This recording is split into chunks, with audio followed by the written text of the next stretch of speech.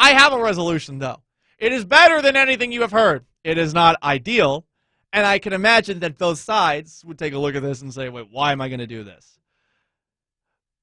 Well, maybe to shut up and make me feel better and make everyone listening feel better, because I know that you guys are all tired of this. I'm tired of it too, by the way. It's weird. I mean, it's one of those things where you're handed unbelievable show content every single day on a silver platter, but after a while, even if you're eating steak every single day, you're probably going to get sick of the steak, or at least sick of all the acid reflux and indigestion for me that comes along with it if you're doing it a lot on a regular basis.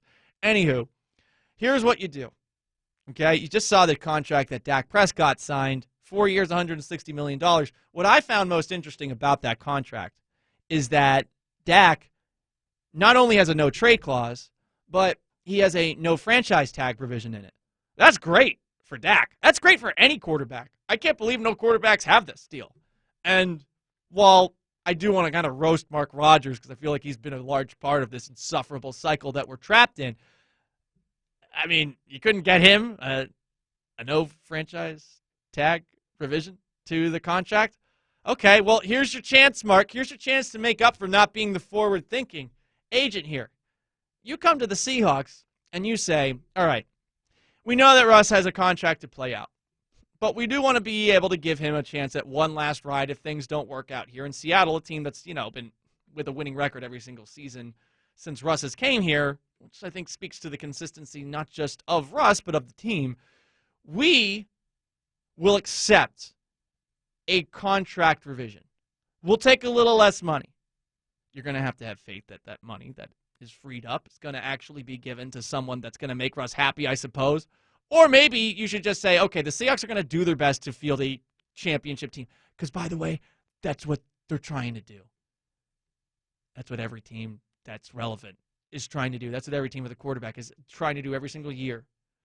This is not a rebuilding year or a retooling year. No, the time is past for that. Post-Legion of Boom and, the few years in between. You're now at a spot where, okay, you got to go in. You got to go win. You're going to have faith, Russ, that they're going to decide to do something in the offseason that actually upgrades the roster. But I do think that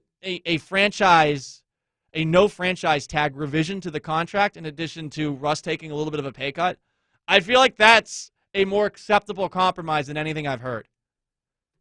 And look, Russ has no leverage here. He has none. Zero leverage, unless he wants to sit out or unless he wants to sabotage the team, whether it's in the locker room or on the field. I don't buy that he'll do it. I'm calling his bluff. He's not some bozo like James Harden. And yeah, the way James Harden handled his exit in Houston, disgusting. And people that are forgetting about it, also disgusting. You're gross if you're all of a sudden rooting for him. Yeah, you, that guy, that one guy listening. Russ ain't going to do it. I don't believe him. And I don't believe any of this bluffing. If he wants to go and go scorched earth, do it yourself.